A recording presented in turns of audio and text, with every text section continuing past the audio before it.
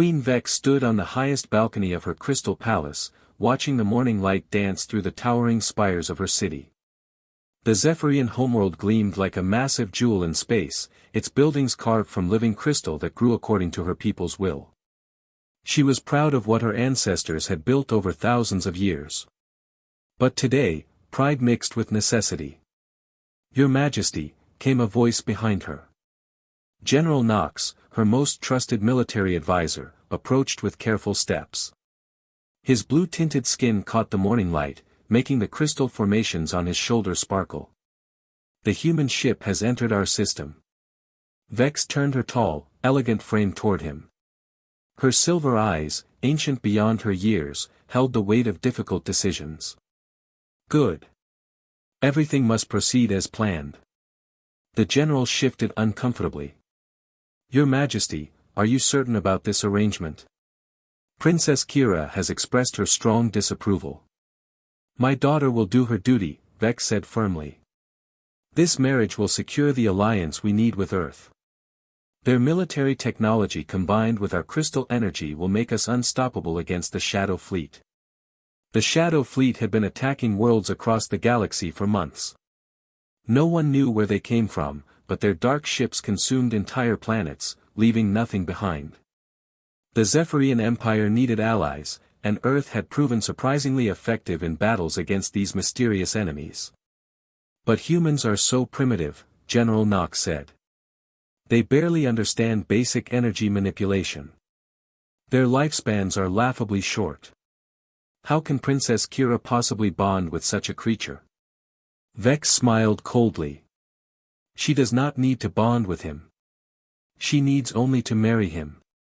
The human will provide us with access to their fleet and resources. In return, we give them advanced crystal technology. It is a fair trade. And when the human dies of old age in merely decades, then Kira will be free to marry properly," Vex replied. "This is temporary necessity, nothing more." In the depths of the palace, Princess Kira sat in her private chambers, staring at the reports about her future husband.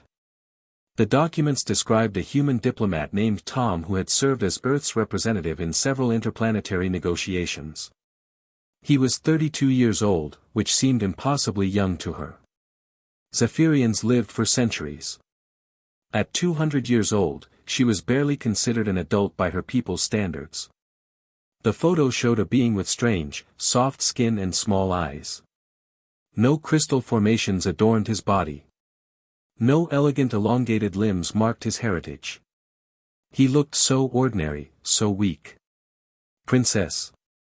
Her personal attendant, Luna, entered quietly. Luna had served the royal family for decades and had watched Kira grow from a small child into a formidable young woman. "Your mother requests your presence in the throne room." Kira sighed. "I suppose the human has arrived." "Yes, Princess. The docking bay reports his shuttle landed safely." Kira stood and smoothed her ceremonial robes. The deep purple fabric embedded with living crystals would demonstrate her status to this human. She needed him to understand exactly who he was dealing with. "Luna, tell me honestly," Kira said as they walked through the crystal corridors. "What do you think of this arrangement?"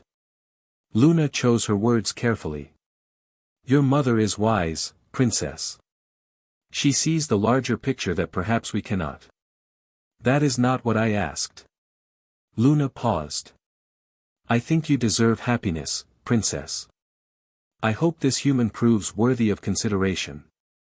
They entered the massive throne room where Queen Vex sat upon her crystal seat, elevated high above the floor. The throne itself was carved from a single piece of rainbow crystal that shifted colors with her moods. Currently, it glowed a cool blue, indicating royal composure. General Knox stood at attention beside several other court officials. Palace guards lined the walls, their crystal armor catching and reflecting the room's natural light. Announcing Tom Richards, diplomatic representative of Earth, called the herald. The massive doors opened, and Kira got her first real look at her future husband. He was taller than she had expected, though still shorter than most Zephyrians. His brown hair was neatly arranged, and his dark eyes seemed alert and curious rather than intimidated. He wore what she assumed was formal Earth clothing, a dark suit that looked plain compared to Zephyrian fashion. What surprised her most was his expression. She had expected fear, confusion, or the arrogance she had heard humans possessed. Instead, he looked genuinely interested in everything around him. His eyes took in the crystal architecture with what appeared to be appreciation rather than simple amazement. Tom walked forward and stopped at the appropriate distance from the throne. To Kira's surprise, he performed what looked like a respectful bow in the Zephyrian style, though his technique was clearly learned from books rather than practice. "Your Majesty," he said, and his voice was deeper than expected. "I am honored by your invitation and grateful for your hospitality." Queen Vex studied him like a scientist examining an interesting specimen. "Welcome to our world, human. I trust your journey was acceptable." "More than acceptable, Your Majesty. The approach to your planet was breathtaking. I have never seen anything quite like your crystal cities. Naturally. Human architecture is far more primitive." Vex's tone was polite but dismissive. "You are here to fulfill the marriage contract between our peoples, as agreed upon by your leaders." Tom nodded. "I understand the importance of this alliance, Your Majesty. I hope I can prove worthy of the trust both our peoples have placed in this arrangement." Kira watched this exchange with growing confusion.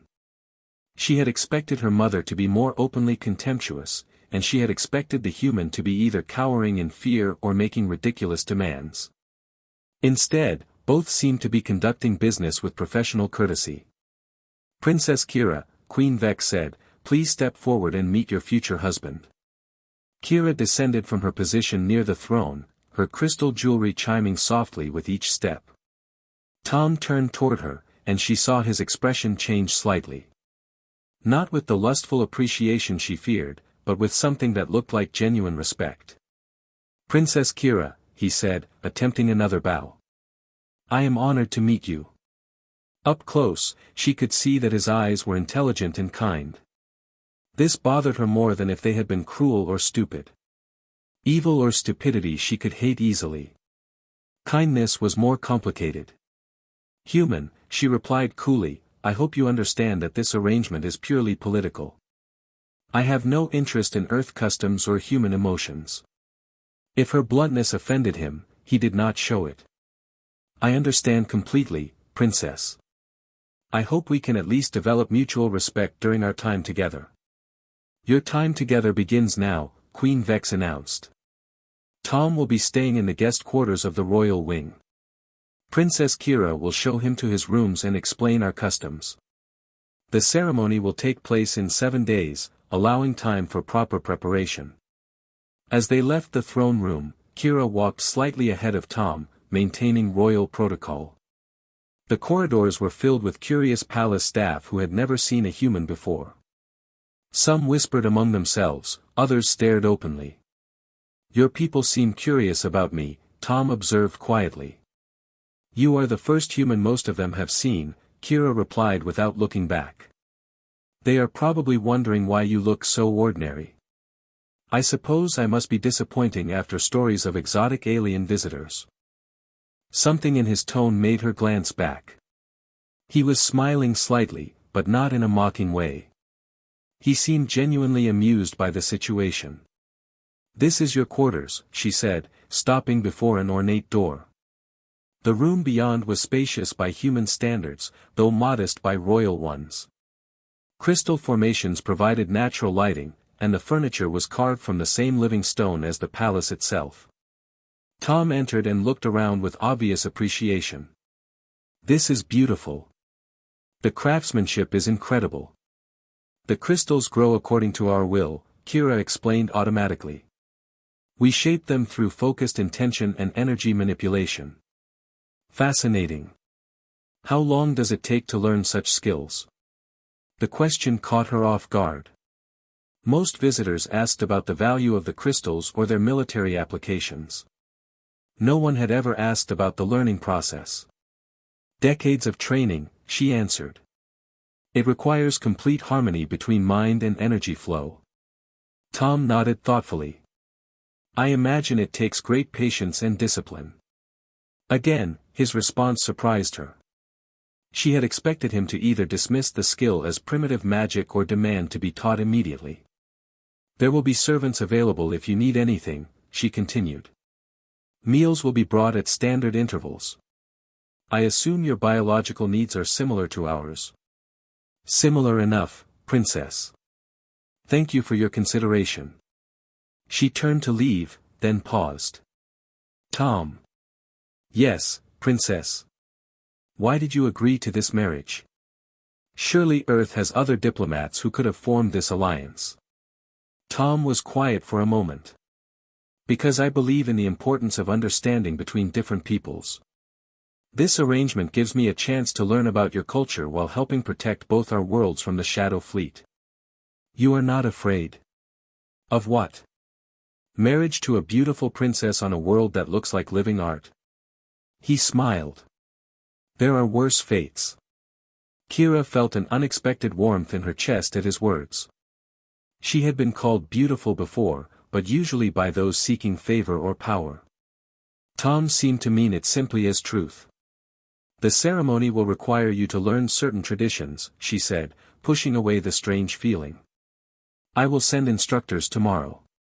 I would be honored to learn. She left him then, walking quickly back toward her own chambers. The conversation had not gone as she expected.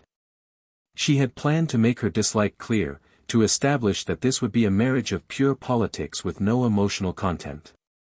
Instead, she found herself thinking about his smile and the genuine interest in his eyes when he looked at her world.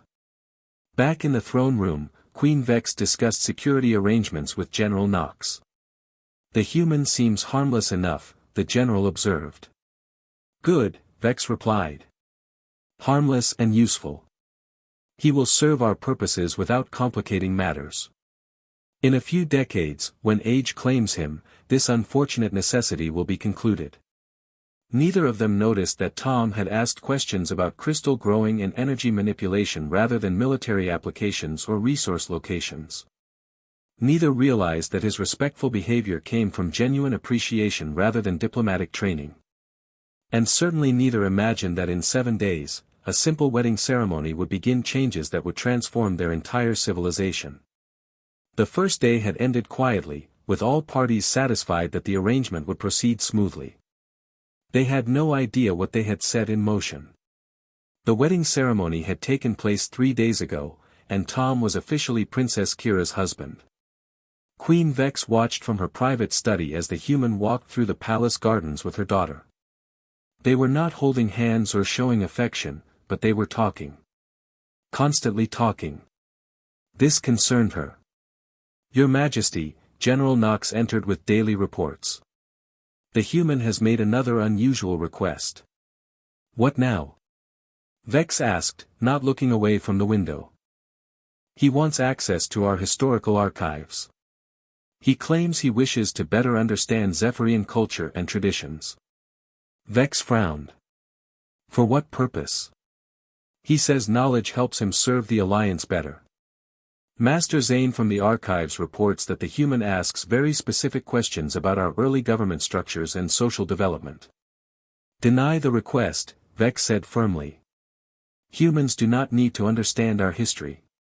They need only provide military support. But even as she spoke, Vex felt uneasy. Tom had already shown unexpected capabilities. During the wedding preparation, he had learned their ceremonial language phrases with remarkable speed. The palace instructors reported that he grasped complex tonal variations that took most beings years to master. In the gardens below, Tom was listening as Kira explained the different crystal formations that grew throughout the grounds. Each type served a specific purpose, some stored energy, others facilitated communication, and a few were purely decorative. On Earth, Tom said, we have something similar with our garden designs. Not the energy storage, obviously, but the idea of function combined with beauty. We call it landscape architecture. Kira found herself curious despite her intentions to remain distant. Tell me about these Earth gardens. Tom smiled and began describing parks in various Earth cities.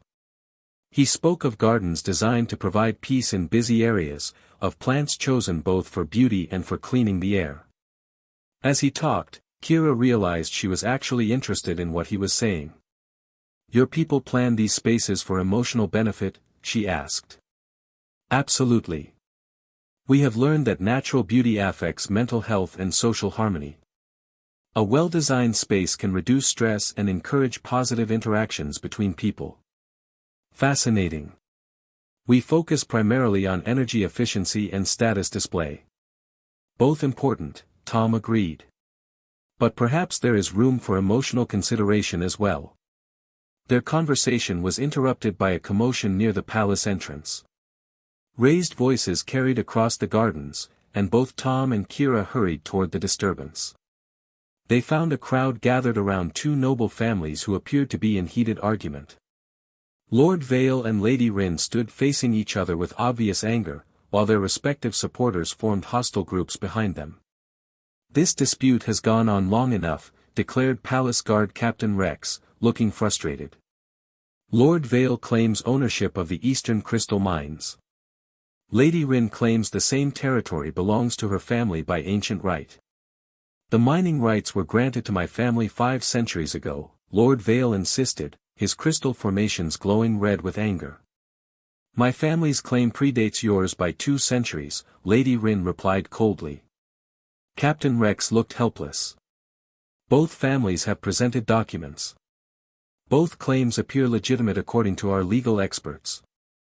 Queen Vex has ordered a resolution, but our advisors cannot agree on the proper course." Tom stepped forward. "May I ask a question?" The crowd turned toward him with curiosity and some suspicion. Lord Vale's expression showed clear disdain for human interference. "What use are the mines to each family?" Tom asked simply.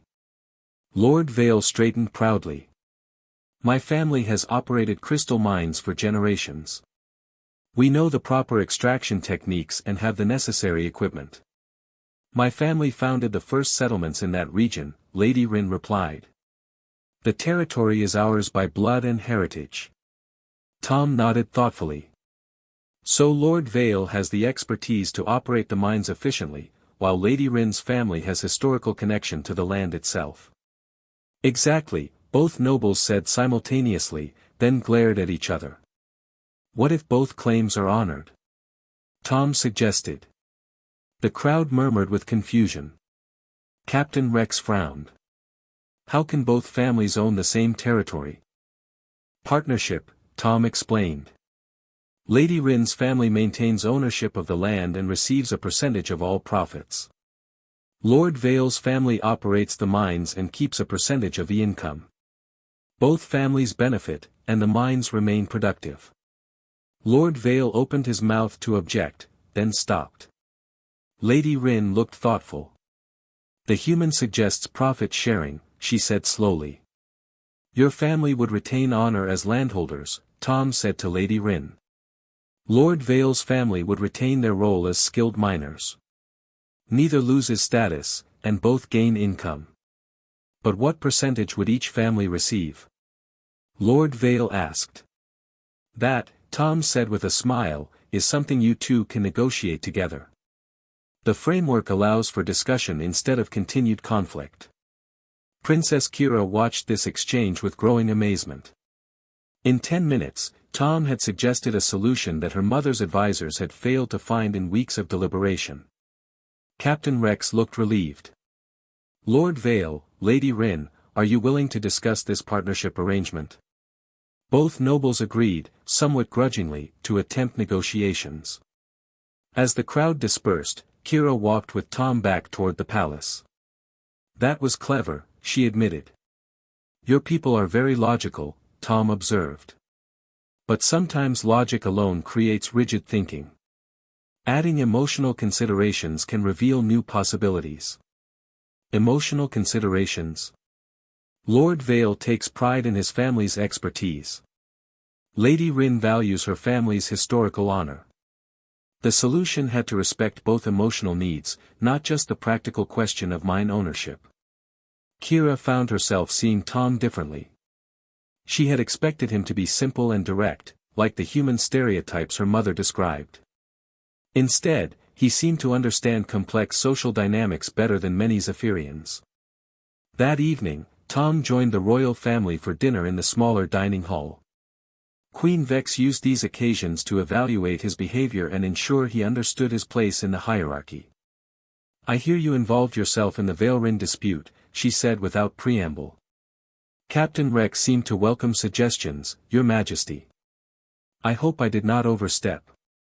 The situation required official resolution from qualified advisors, Vex replied coolly. "Of course, Your Majesty. I merely offered a different perspective for consideration." Tom's calm response irritated Vex more than arguing would have. She had expected him to either grovel apologetically or defend himself arrogantly. His reasonable tone made criticism difficult. "Tell me, human," she continued, "what do you think of our governmental structure?" Kira looked up from her meal, sensing tension. "I find it fascinating, Your Majesty. The combination of hereditary leadership with merit-based advisors creates interesting dynamics." "Interesting how?" Tom chose his words carefully. "On Earth, we have experimented with many different systems. Each has strengths and weaknesses. Your system provides stability through tradition while allowing for expert input on complex decisions. And you believe your Earth systems are superior?" "Different, Your Majesty. Not superior. Each system develops according to the needs and values of its people." Again, Vex found his response frustratingly reasonable. She had hoped to provoke him into criticizing Zephyrian society or boasting about human achievements. "What systems does Earth employ?" Princess Kira asked, genuinely curious. Tom explained various forms of government that humans had tried throughout their history. He spoke of democracy, where leaders were chosen by popular vote. He described republics, where representatives spoke for different groups of people. He mentioned systems where power was distributed among multiple branches to prevent any one person from controlling everything. "Fascinating," Kira said. "So humans experiment with different approaches?" "Constantly," Tom replied. "We believe that questioning and adapting help societies improve over time." Queen Vex felt a chill. Questioning established authority leads to chaos and instability. Sometimes, Tom agreed. But it can also lead to progress and greater happiness for citizens. After dinner, as Tom and Kira walked toward their separate quarters, she found herself thinking about his words. "Tom," she said as they reached the corridor where their paths divided, "do you truly believe that questioning authority is beneficial?" "I believe that asking questions helps us understand why things work the way they do," he replied. "Sometimes we discover that current systems are the best possible. Sometimes we find ways to improve. But we cannot know without examining our choices. My mother would say that such thinking is dangerous." Tom smiled gently. "Your mother loves you and wants to protect everything she has built. That is natural for any leader. But protection and progress can coexist." Kira found herself wanting to continue the conversation, but protocol demanded they retire to their respective quarters. Over the following days, Tom's presence began affecting the palace in subtle ways. Servants found him easy to talk with, and he learned their names and asked about their families. Guards discovered he was genuinely interested in their training methods and tactical knowledge. Young nobles began seeking his opinions on various subjects. He introduced them to Earth concepts like individual rights, elected leadership, and the idea that social status could be earned rather than simply inherited. Master Zane from the archives reported to Queen Vex that palace staff had begun asking unusual questions about Zephyrian history and government development. "They want to understand why our ancestors made certain choices," he explained. "They ask about alternative systems that were considered but not adopted." "Who is encouraging such questions?" Vex demanded. "No one directly, Your Majesty. But conversations with the humans seem to inspire curiosity about historical decisions." Vex realized with growing alarm that Tom was not simply learning about Zephyrian culture. He was causing others to examine it critically. The situation reached a crisis point when Princess Kira came to her mother with an unexpected request. "I want to visit Earth," she announced during their private weekly meeting. "Absolutely not. Mother, as Tom's wife, should I not understand his homeworld? Such knowledge would benefit our alliance." Vex studied her daughter's face. Something had changed in Kira's expression over the past weeks. She seemed more alert, more questioning. "You are needed here," Vex said firmly. "Your duties lie with your own people. What if I could serve our people better by understanding human society?" The question itself alarmed Vex. Kira had never before suggested that understanding foreign societies might benefit Zephyrians. "Kira, I forbid this discussion. You will not visit Earth." For the first time in her life, Princess Kira looked at her mother with something approaching defiance. "I understand, Mother. But I cannot help wondering what other possibilities we might be missing." As Kira left, Queen Vex finally understood the true danger Tom represented. He was not changing Zephyrian society through force or manipulation. He was inspiring her people to imagine change themselves. And worst of all, her own daughter was beginning to think like a human. Queen Vex stood in her private chamber, reading reports that filled her with growing fury. Palace informants had been watching Tom carefully, and what they discovered made her blood run cold. The human was teaching rebellion. Not openly, of course. He was far too clever for that. Instead, he answered questions from young nobles about Earth's democratic systems. He shared stories about ordinary humans who had challenged unfair laws. He discussed concepts like individual rights and elected leadership whenever anyone asked. Worst of all, people were listening. "Your Majesty," General Knox entered with urgent news. "We have intercepted communications between several noble families. They are discussing something they call citizen representation and questioning why they cannot choose their own regional leaders." "Bring me the human," Vex commanded. "Now." Tom was found in the palace library, helping Master Zane organize ancient texts while discussing Earth's historical development with several young scholars. When the guards arrived, he came willingly, showing no signs of guilt or fear. Queen Vex waited for him in the throne room, her crystal seat glowing angry red. The massive chamber felt cold despite the warm light from countless crystal formations. "You have betrayed our hospitality," she said without preamble when Tom entered. Tom walked calmly to the center of the room and performed his usual respectful bow. "Your Majesty, I am not certain what you mean. Do not pretend ignorance. You have been filling my people's minds with dangerous human ideas about questioning authority and changing established systems. I have answered questions when asked, Your Majesty. I have shared knowledge about my people when requested. I was not aware this was forbidden." His reasonable tone made Vex even angrier. "You know exactly what you are doing. You are undermining centuries of stable government with your talk of democracy and individual choice." "Your Majesty," Tom said carefully, "I have great respect for Zephyrian achievements. Your civilization has created wonders that humans can barely imagine. I would never presume to suggest you should abandon what works. Yet you speak constantly of alternatives. When people ask about Earth, yes. Is knowledge itself dangerous?" Before Vex could respond, emergency alarms began blaring throughout the palace. The crystal formations in the throne room shifted to warning yellow, and General Knox burst through the doors. "Your Majesty, Shadow Fleet ships have been detected approaching our outer defense perimeter. At least 50 vessels, moving in attack formation." Vex felt ice in her veins. The Shadow Fleet had found them.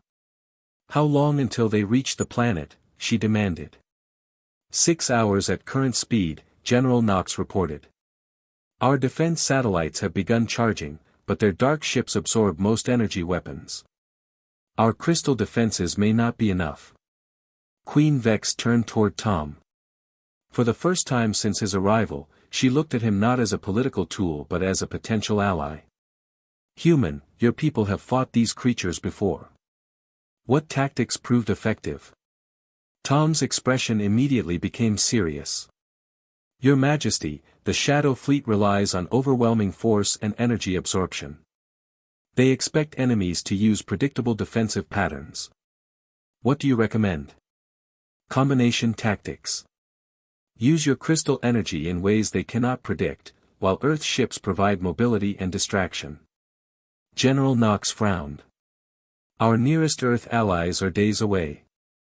Then we adapt Earth tactics to Zephyrian capabilities, Tom said. Your crystal technology is far more advanced than anything humans possess. The key is using it unpredictably. Queen Vex made a decision that surprised everyone, including herself. General Knox placed this human in charge of defensive coordination. Your Majesty. He has studied these enemies. Our traditional methods have failed other worlds. Perhaps human thinking can succeed where logic has not. Tom looked shocked. Your Majesty, I am honored by your trust, but I am not a military commander. No, Vex said grimly, but you think differently than we do. That may be exactly what we need. Within an hour, Tom was in the palace command center, working alongside Zephyrian military leaders to plan their defense. Princess Kira arrived as he was explaining his strategy to a room full of skeptical officers.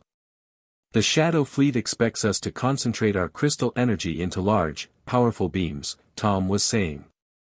Instead, we scatter it into dozens of smaller, mobile energy sources. That reduces our firepower significantly, objected Commander Dax. But it prevents them from absorbing it all at once, Tom replied. Think of it like fighting a flood. One massive dam might break, but hundreds of small barriers can redirect the water. Kira watched as Tom worked with the Zephyrian officers, translating human concepts into terms they could understand. He showed them how to use their crystal formations in new ways, creating networks of energy that could shift and adapt during battle. Your crystal cities can move energy between buildings instantly, he explained. That means your entire planet is one massive weapon system, if coordinated properly. For the first time, the Zephyrian commanders looked hopeful. As the Shadow Fleet approached, Tom's strategy was put into action. Crystal formations across the planet linked together in patterns never before attempted. Instead of massive energy beams, they created webs of smaller forces that moved and shifted like living things. The battle was unlike anything Zephyrians had ever experienced. Tom coordinated the defense from the command center, his voice calm as he guided energy redirection across continents. Sector 7, redirect power to Sector 12. Sector 3, prepare mobile pulse sequence. Eastern continent, begin rotational energy shift.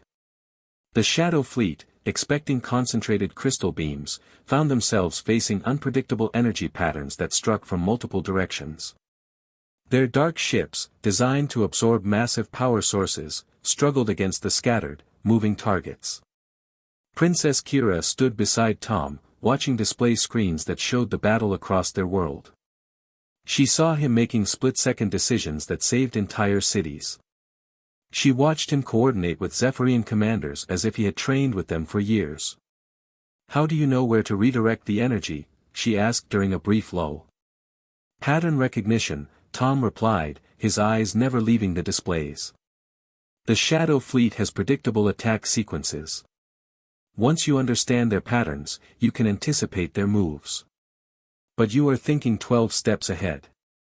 Tom smiled briefly. Humans are good at adapting quickly.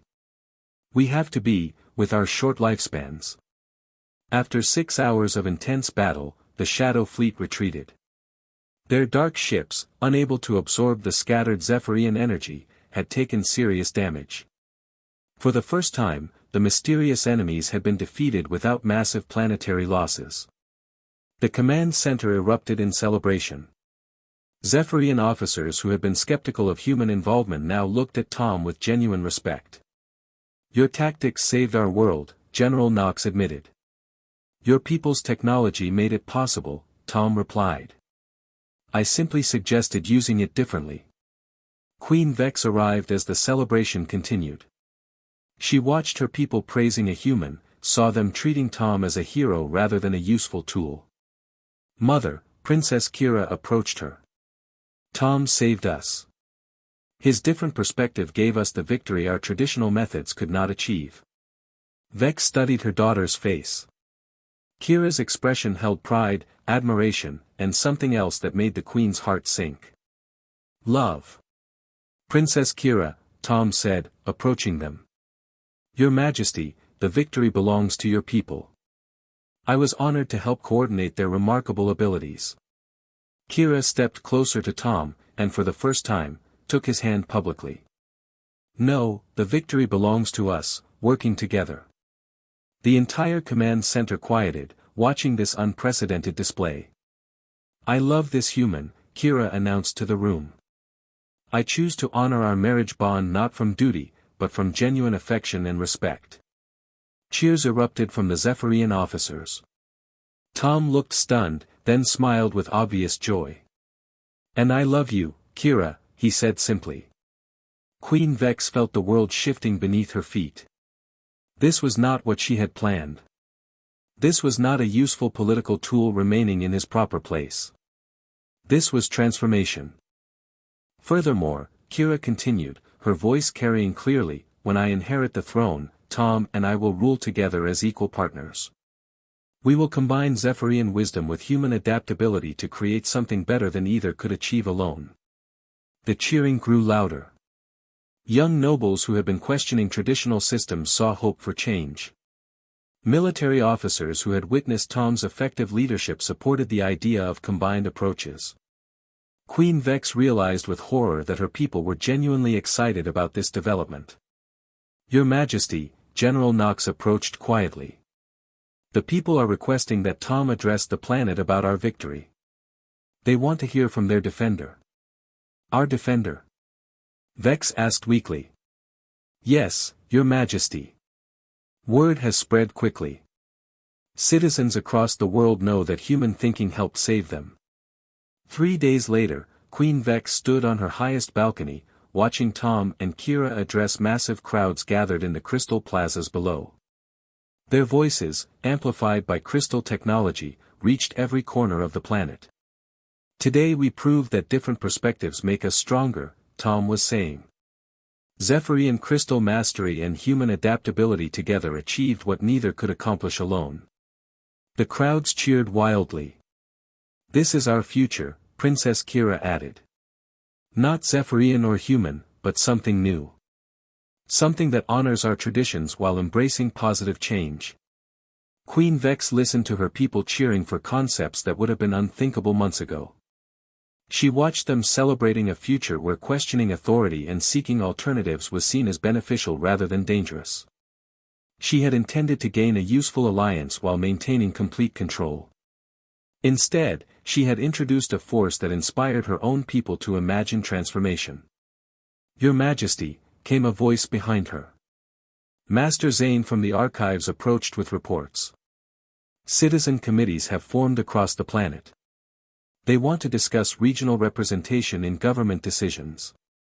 "And?" Vex asked, though she already knew. "They are asking when elections might be scheduled." Queen Vex closed her eyes. She had married her daughter to a human believing it would strengthen her rigid control. Instead, she had given her people a glimpse of possibilities they had never imagined. Looking down at the cheering crowd surrounding Tom and Kira, she finally understood the true nature of humans. They did not simply adapt to other cultures. They inspired those cultures to evolve. Her reign of absolute control was ending. Her daughter's reign of collaborative leadership was beginning. And despite everything, watching Kira's genuine happiness as she stood beside Tom, Queen Vex found she could not bring herself to regret it entirely. The human had indeed changed everything. Perhaps, she thought reluctantly, that was exactly what her people had needed.